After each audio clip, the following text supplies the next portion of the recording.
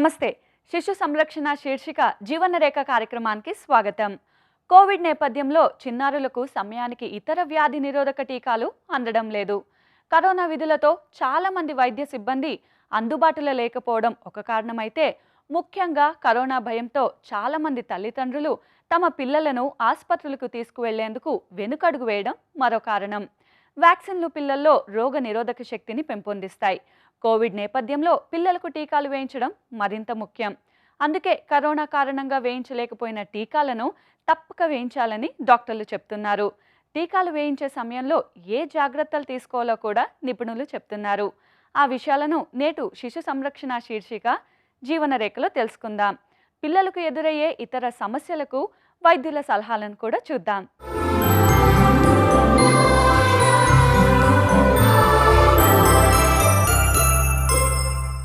అప్పుడే పుట్టిన పిల్లల నుంచి 5 ఏళ్లలోపు చిన్నారులందరికీ టీకాలు తప్పకుండా వేయించాలి.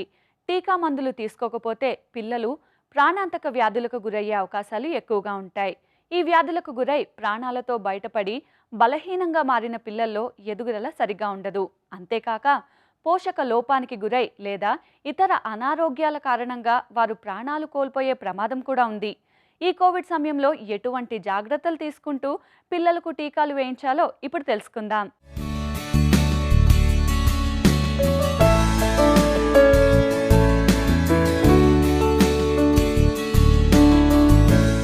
చిన్నపిల్లలకు ఏ వయసులో వేయించాల్సిన టీకాలు ఆ వయసులోనే వేయించాలి. పిల్లలు పుట్టిన తరువాత కొన్ని టీకాలు 6 వారాల వయసులో, కొన్ని 10 వారాలకు, మరికొన్ని 14 వారాలకు ఇవ్వాల్సి ఉంటుంది.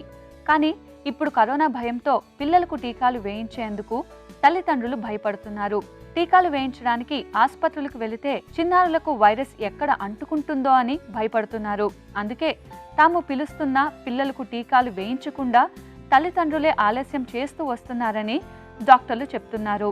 నిర్దేశించిన వ్యాక్సిన్లు వేయాల్సిన సమయానికి వేయకుండా ఇలా ఆలస్యం చేయడం మంచిది కాదని అంటున్నారు. నిర్ణీత సమయానికి వ్యాక్సిన్లు వేయకుండా ఆలస్యం చేస్తే భవిష్యత్తులో పిల్లల ఆరోగ్యంపై తీవ్ర ప్రభావం పడే ప్రమాదం ఉందని డాక్టర్లు హెచ్చరిస్తున్నారు. ముఖ్యంగా చిన్నారులు పుట్టిన ఏడాదిలోపు ఖచ్చితంగా టైం ప్రకారం వ్యాక్సిన్లు వేయించాలని స్పష్టం చేస్తున్నారు. టీకాలతో రక్షణ పొందడం పిల్లల ప్రాథమిక హక్కు.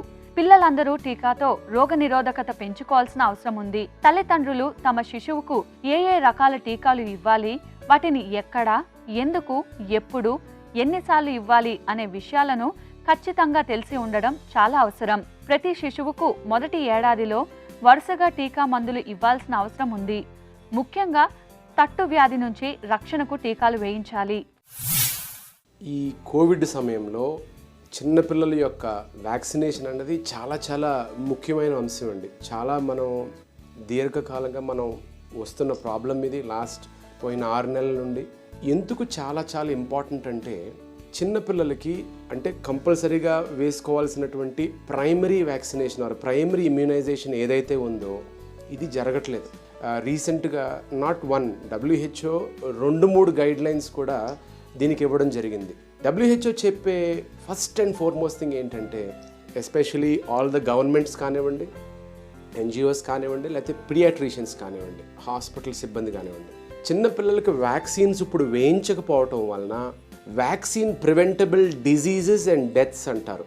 అంటే ఏదైతే వ్యాధులు వ్యాక్సిన్ వేయటం వలన ఏదైతే మనం వ్యాధులు నిర్మూలించవచ్చో, లేకపోతే ఆ వ్యాధి యొక్క భారాన్ని తగ్గించవచ్చో, ఈ 2 జరగకపోవటం వలన, వ్యాక్సినేషన్ జరగకపోవటం వలన రానున్న 2 సంవత్సరాల్లో ఈ వ్యాక్సిన్ రిలేటెడ్ మార్బిడిటీస్ చాలా ఎక్కువ ఉంటాయని చాలా క్లియర్గా కూడా, చాలా కన్సైజ్గా కూడా చెప్పడం జరిగింది. మన చుట్టూ బోలెడన్ని బ్యాక్టీరియా, వైరస్లు తిరుగుతూ ఉంటాయి. ఇవి శరీరం మీద దాడి చేసినప్పుడు రకరకాల జబ్బులు, ఇన్ఫెక్షన్స్ వస్తూ ఉంటాయి. హానికారక సూక్ష్మ క్రిముల నుంచి మన రోగ నిరోధక శక్తి మనల్ని నిరంతరం కాపాడుతూనే ఉంటుంది. అయితే సూక్ష్మ క్రిములు కొన్నిసార్లు రోగ నిరోధక శక్తిని అధిగమించి తమ ప్రతాపాన్ని చూపుతాయి. ఇది జలుబుకు దారితీస్తుంది. దీనికి ప్రధాన కారణం హానికారక సూక్ష్మ క్రిములను మన రోగనిరోధక వ్యవస్థ గుర్తించలేకపోవడమే. అలాంటి సూక్ష్మ క్రిములను గుర్తించేలా చేసేవే టీకాలు. చిన్న పిల్లల వైద్య విభాగం కేవలం చికిత్సకే పరిమితం కావడం లేదు. పిల్లలకు జబ్బులు రాకుండా చూడడానికి, వారి ఆరోగ్యం పెంపొందించడానికి అధిక ప్రాధాన్యత ఇస్తోంది. ఇలా అన్ని రకాలుగా సంపూర్ణ ఆరోగ్యంతో పిల్లలు ఎదిగేలా చూడడంలో టీకాలు ప్రధాన పాత్ర పోషిస్తాయి. క్షయ, కోరింత దగ్గు, ధనుర్వాతం, గవద బిళ్ళలు, న్యూమోనియా, కామెర్లు, పోలియో, విరోచనాలు, ఇలా పిల్లలను ఉక్కిరిబిక్కిరి చేసే ఎన్నో అనారోగ్యాలను టీకాలతో మొదట్లోనే నివారించవచ్చు. పుట్టిన ప్రతి బిడ్డకు టీకాను పొందే అర్హత ఉంది. వాటిని వేయించాల్సిన బాధ్యత తల్లిదండ్రులదేనని తెలుసుకోవాలి. టీకా ఇస్తే బిడ్డ ఏడుస్తుందేమో అని ఆలోచించకుండా సార్వత్రిక టీకా కార్యక్రమంలో పేర్కొన్న అన్ని టీకాలను పిల్లలకు ఇప్పించాలి. ప్రభుత్వం సూచించిన మరికొన్ని అవసరమైన టీకాలను కూడా ఇప్పించడం చాలా అవసరం. ఈ టీకాలపై తల్లిదండ్రులు తప్పకుండా అవగాహన కలిగి ఉండాలి. ఎప్పుడైతే మనం వ్యాక్సిన్స్ వేయించాల్సినటువంటి వ్యాక్సిన్ ప్రివెంటబుల్ డెత్స్ ఏదైతే మనం ప్రివెంట్ చేయగలుగుతామో, the complications that you can avoid in the future are much more. Lockdown విధించడం అయింది, ఆ టైంలో వ్యాక్సిన్ వేయించలేకపోయాం. లాక్డౌన్ దాన్ని రూల్స్ అన్నీ సరళించిన తర్వాత కూడా, అంటే లూజన్ చేసిన తర్వాత కూడా చాలామంది పేరెంట్స్ కంగారు పడతా ఉన్నారు, భయపడతా ఉన్నారు. సో దీనివలన అనర్థాలు రావడం ఖాయం. సో ఆలోచించుకుని మనం దానికి ఎట్లా చేద్దాం, దానికి ప్రత్యామ్నాయం ఏంటి, ఏం చేస్తే మనం వ్యాక్సిన్ తీసుకుని సేఫ్గా ఉండాలి, అట్ ద సేమ్ టైం మనం వ్యాక్సిన్ తీసుకునే పద్ధతిలో సేఫ్టీ ప్రికాషన్స్ మనం ఎట్లా ఆలోచించాలన్నది రెండు చాలా ఇంపార్టెంట్. కరోనా సమయంలో చాలా మంది తల్లిదండ్రులు పిల్లలకు టీకాలు వేయించడానికి భయపడుతున్నారు. అయితే టీకాలు వేయించాల్సిన సమయం దాటిపోయింది, ఇక ఇప్పుడేం వేస్తాంలే అని నిర్లక్ష్య ధోరణి కూడా ఉంది. అయితే ఇలా వ్యవహరించడం అంత మంచిది కాదంటున్నారు డాక్టర్లు. టీకాలు తీసుకోకపోతే పిల్లలు మీజిల్స్, కోరింత దగ్గు లాంటి వ్యాధులకు గురయ్యే అవకాశాలు ఎక్కువగా ఉంటాయి. ఈ వ్యాధులకు గురై ప్రాణాలతో బయటపడిన పిల్లలు కూడా బలహీనంగా మారి సరిగ్గా పెరగరు లేదా శాశ్వత అంగవైకల్యానికి గురవుతారు. వినికిడి, దృష్టి లోపాలకు, మేధో వికాసానికి విఘాతం కలగడానికి ప్రధాన కారణం తట్టువ్యాధి. పిల్లల్లో 3 రోజుల కన్నా ఎక్కువగా జ్వరం, శరీరంపై దద్దుర్లు, దగ్గు, ముక్కులో నుంచి నీళ్లు కారడం, కళ్ళు ఎర్రబడ్డం మొదలైన లక్షణాలు కనబడితే అది తట్టు వ్యాధి అయి ఉంటుంది. పోలియో రాకుండా పిల్లలందరూ టీకాలు తీసుకోవాలి. స్వల్ప అస్వస్థత, అంగవైకల్యం ఉన్న పిల్లలకు టీకా మందులు ఇవ్వటం చాలా సురక్షితం. నిర్దేశించిన రోజున టీకా మందు ఇప్పించడానికి తల్లిదండ్రులు తమ శిశువును తీసుకురాకపోవడానికి ఆ శిశువు దగ్గు, జ్వరం, జలుబు, విరోచనాలతో బాధపడుతున్నారని లేదా ఇతర అస్వస్థతతో ఉన్నారనేది ప్రధాన కారణం. కానీ స్వల్ప అస్వస్థత ఉన్నప్పటికీ పిల్లలకు టీకా మందులు ఇప్పించడం శ్రేయస్కరం. ఎప్పుడైనా టీకా వేయించడం మర్చిపోతే లేదా ఇతర కారణాల వల్ల ఆలస్యమైతే వెంటనే వేయించాలి. కోవిడ్ సమయంలో టీకాలు వేయించడానికి ఎటువంటి ఇబ్బంది కలగకుండా ఆసుపత్రి యాజమాన్యం అన్ని సదుపాయాలు కల్పిస్తున్నారు. కొన్ని ఆసుపత్రుల్లో కోవిడ్ వ్యాధిగ్రస్తులు ఉన్నప్పటికీ వారితో ఎటువంటి సంబంధం లేకుండా అపాయింట్మెంట్ సమయంలో మార్పులు చేయడం, హాస్పిటల్ లోపలికి వెళ్ళినప్పుడు వచ్చేటప్పుడు కూడా తగిన జాగ్రత్తలు తీసుకుంటున్నారు. అంతేకాకుండా వెళ్ళిన వెంటనే టీకాలు వేసేలా ఏర్పాట్లు కూడా చేస్తున్నారు. ప్రతి హాస్పిటల్ కూడా ఇప్పుడు మీరు గమనించినట్టయితే జనరల్గా వచ్చే పేషెంట్స్ ఒక సెపరేట్ ఎంట్రన్స్లో చూస్తూ ఉన్నారు. అట్ ది సేమ్ టైం ఇప్పుడు హై గ్రేడ్ ఫీవర్స్ కానివ్వండి, చాలా తీవ్రమైనటువంటి ప్రాబ్లమ్స్ కానివ్వండి, లేకపోతే కోవిడ్ సిమ్టమ్స్ ఉన్న పిల్లలకు కానివ్వండి, కంపల్సరీగా సెపరేట్ ఎంట్రన్స్ ఉంటుంది. సో ఇది చాలా ముఖ్యం. సో అలాగే ఈ వ్యాక్సిన్కి సంబంధించినటువంటి పిల్లల గురించి కూడా కంపల్సరీగా సెపరేట్ ఎంట్రన్స్ ఉండాలి.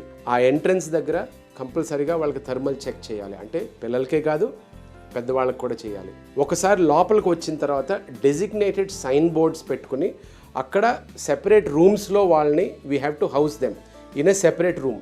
అంటే వేరే సీరియస్గా ఉన్న పేషెంట్స్తో పాటు కాకుండా కంపల్సరీగా వీరిని సెపరేట్గా హౌస్ చేయాల్సిన అవసరం ఉంది. అక్కడ డాక్టర్స్, నర్సెస్ కూడా ఇది బై అపాయింట్మెంట్ బేసిస్ కాబట్టి ఏ టైంలో ఎవరు వస్తూ ఉన్నారో అనేది మనకు తెలియాలి.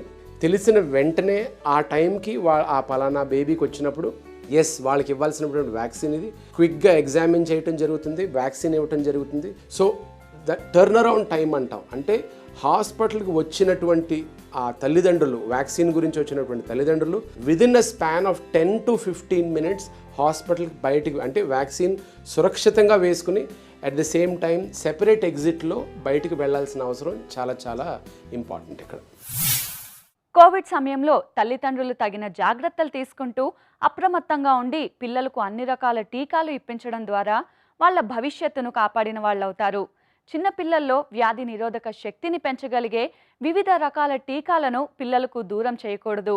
పిల్లలకు సకాలంలో టీకాలు వేయించలేక నిర్లక్ష్యం చేయడం వలన నివారించగలిగే వ్యాధులు కూడా వస్తున్నాయనే విషయాన్ని తల్లిదండ్రులు గుర్తించాలి. జలుబు వచ్చిందంటే చాలు ఓ పట్టాన వదలదు. దీనివల్ల ప్రతి ఒక్కరూ చాలా ఇబ్బందులు పడుతూ ఉంటారు. పెద్దలే ఈ సమస్యను భరించడం చాలా కష్టంగా ఉంటుంది. ఇక పిల్లలు ఎలా తట్టుకుంటారు? అందుకే పిల్లలు ఈ సమస్యని భరించలేక ఏడుస్తూ ఉంటారు. ఆ సమయంలో ఎలాంటి జాగ్రత్తలు తీసుకున్నా, ఎన్ని మందులు వేసినా పిల్లలకి త్వరగా జలుబు తగ్గదు. అలాంటప్పుడు కొన్ని ఇంటి చిట్కాలను పాటించడం ద్వారా పిల్లల జలుబుని త్వరగా తగ్గించవచ్చు. ఈ చిట్కాలను తెలుసుకునే ముందు పిల్లల అనారోగ్య సమస్యలకు డాక్టర్ల సలహాలను చూద్దాం.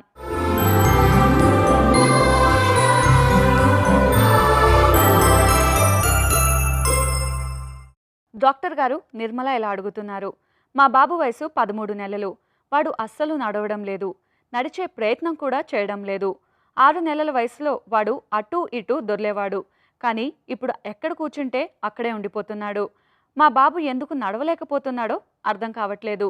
సలహా ఇవ్వండి అని అడుగుతున్నారు. నిర్మల గారు, మీ బాబు 13 నెలలు అన్నారు కదండి. 13 నెలల వరకు యూజువల్గా నడవడానికి 18 months వరకు టైం ఇస్తూ ఉంటాము. కాకపోతే బాబు దొరికిన తర్వాత మూవ్మెంట్, అంటే మొబిలైజేషన్ అంటాం, ఒక ప్రదేశం నుంచి ఇంకో ప్రదేశానికి కదలడానికి ఇష్టపడట్లేదు అన్నప్పుడు ఏమన్నా ప్రాబ్లం ఏమన్నా ఉందేమనేది చూడాల్సి వస్తుంది. న్యూరాలజిస్ట్కి ఒకసారి చూపివ్వాలి, లేకపోతే అట్లీస్ట్ పీడియాట్రిషియన్ కన్నా చూపిస్తే వాళ్ళు చూసి ప్రాబ్లం ఉంది అంటే అప్పుడు పీడియాట్రిక్ న్యూరాలజిస్ట్ దగ్గరికి పంపివ్వాల్సి వస్తుందండి. ఎందుకు నడవట్లేదు, నడకలేననే ప్రాబ్లమా, ఇంకెక్కడేమైనా ప్రాబ్లం ఉందా, తెలివితేటలు ఎలా ఉన్నాయి, మాటలు ఎలా ఉన్నాయి అనేది కూడా అన్నీ ఓవరాల్గా చూసుకోవాల్సి వస్తుంది. ప్లస్ దానికి గల కారణాలు ఏమైనా ఉన్నాయా, ట్రీట్మెంట్ ఇచ్చేవి ఏమైనా ఉన్నాయా, లేకపోతే ట్రైనింగ్ ఏమైనా ఇవ్వాలా అనేది నిర్ధారించాల్సి వస్తుంది. డాక్టర్ గారు, సీత ఇలా అడుగుతున్నారు. మా బాబు వయసు 7 సంవత్సరాలు. మా బాబుతో సమస్య ఏంటంటే వాడి శరీర భాగాల మధ్య కనెక్షన్ లేదు అనిపిస్తుంది. వాడు 2 చేతులతో ఏదైనా పట్టుకోవాలి అనుకుంటే వాడి ఇంకో చెయ్యి అందుకు సహకరించదు. వాడు ఒకవైపు నడవాలి అనుకుంటాడు, కానీ 2 కాళ్ళు ఒకవైపు ముందుకు వెళ్ళవు.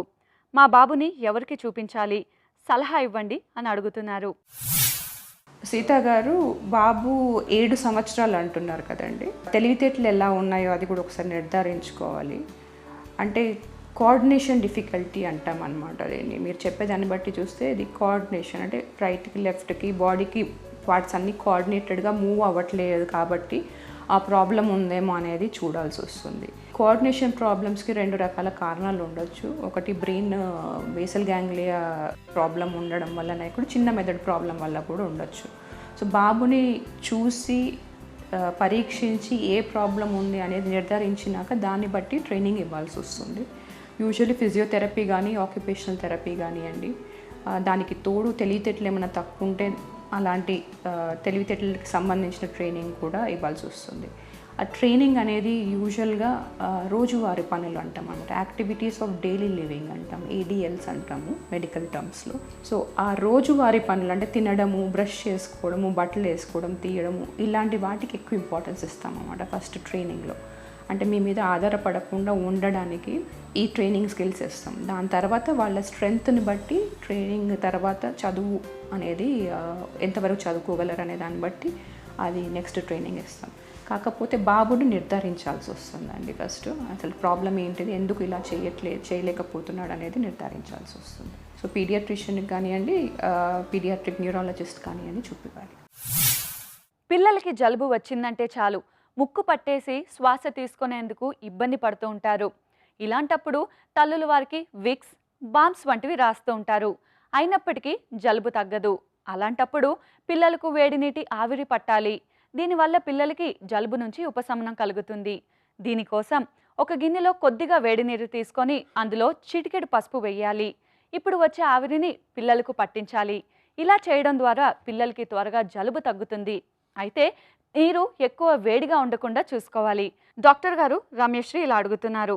నాకు 2 పిల్లలు. ఒకరి వయసు 3 సంవత్సరాలు, ఇంకొకరి వయసు 5 సంవత్సరాలు. పెద్దవాడు ఎక్కువగా బయట తిరుగుతూ ఉంటాడు. చేతులు కడుక్కోమంటే వినడు. మాస్కులు అస్సలు ధరించడు. పెద్దవాడు ఎక్కడ తిరిగి కరోనా వైరస్ అంటించుకుంటాడో అని భయంగా ఉంది. మా పిల్లలు కరోనా జాగ్రత్తలు పాటించాలంటే వారికి ఎలా నచ్చ చెప్పాలి, సలహా ఇవ్వండి అని అడుగుతున్నారు. రమ్యశ్రీ గారు, అంటే 5 సంవత్సరాల వయసు ఉన్నటువంటి పిల్లవాడు ఒక దగ్గర ఎప్పుడు కూర్చోరు. అది వాళ్ళ సహజ లక్షణం. ఆ వయసులో చాలా యాక్టివిటీ ఉంటుంది. చాలా ఎగురుతారు, దుంకుతారు, పరిగెత్తుతుంటారు. కాకపోతే ఈ సమయంలో 5 సంవత్సరాల వయసు ఉన్నటువంటి పిల్లవాడు తప్పకుండా పర్యవేక్షణలో ఉండాల్సిందే. మరి మాస్క్ వేయడం లేదు, చేతులు కడగడం లేదు అంటున్నారు. అది విధిగా నేర్పించడం మంచిది. ఒక పద్ధతి ప్రకారం, అంటే కోపంగా తర్వాత బలవంతంగా కాకుండా ప్రేమగా చెప్పడము, మనము కూడా చేసి చూపెట్టడము, లేదంటే తను వాడే అటువంటి తనకి ఇష్టమైనటువంటి బొమ్మలు, ఒక టెడ్డీ బేర్ అవ్వనండి, లేక ఒక వినీ ద పూ కానివ్వండి, తనకి ఇష్టమైనటువంటి ఒక బొమ్మ, ఆ బొమ్మతో చేతులు గడిపించడము, ఆ బొమ్మకి మాస్క్ పెట్టడము, ఇలా కొన్ని రకాలుగా పనిచేయవచ్చు. అంటే ఒకవేళ మనం కనుక పాటించక మన పిల్లల్ని పాటించమంటే వాళ్ళు పాటించకపోవచ్చు. ఒకటి మనం పాటించడం ద్వారా, అలాగే ఆ బొమ్మలతోని పాటిస్తున్నట్టు మనం చూపించడం ద్వారా వారికి అది ముఖ్యమైన విషయంగా ఏర్పడుతుంది. ఇంకా హుషారుగా ఉండడము, తిరగడం అనేది చాలా సహజము. కాకపోతే ఈ వయసులో ఉన్న పిల్లలకి వాళ్ళ యాక్టివిటీ చాలా ఎక్కువ ఉంటుంది కాబట్టి కంపల్సరీ తప్పకుండా పర్యవేక్షణ అవసరం. అంటే సూపర్విజన్లో ఉండాలి. తను బయటికి వెళ్ళినా కూడా తనతో మీరు వెళ్తూ ఉండడం మంచిది. ఎందుకంటే వీళ్ళు కొన్ని రకాల యాక్సిడెంట్కి ప్రోన్ అవుతారు, దెబ్బలు తాకించుకోవడం అటువంటి. కాబట్టి ఆ పర్యవేక్షణ అనేది చాలా ముఖ్యం. పిల్లల విషయంలో మరి కరోనా నివారణ కోసం మనం తీసుకునే జాగ్రత్తల్లో ఒకటి మాస్క్. కాకపోతే 2 సంవత్సరాల తక్కువ ఉన్న వయసుల్ని మాస్క్ వాడొద్దంటాము. ఎందుకంటే సడన్గా అది కనుక ముక్కుని నోటిని పూర్తిగా బ్లాక్ చేస్తే వాళ్ళకి తీసేయాలటువంటి స్పృహ, అటువంటి ఆలోచన కానీ ఇబ్బంది కానీ ఉంటుంది. కాబట్టి వద్దని చెప్తాము.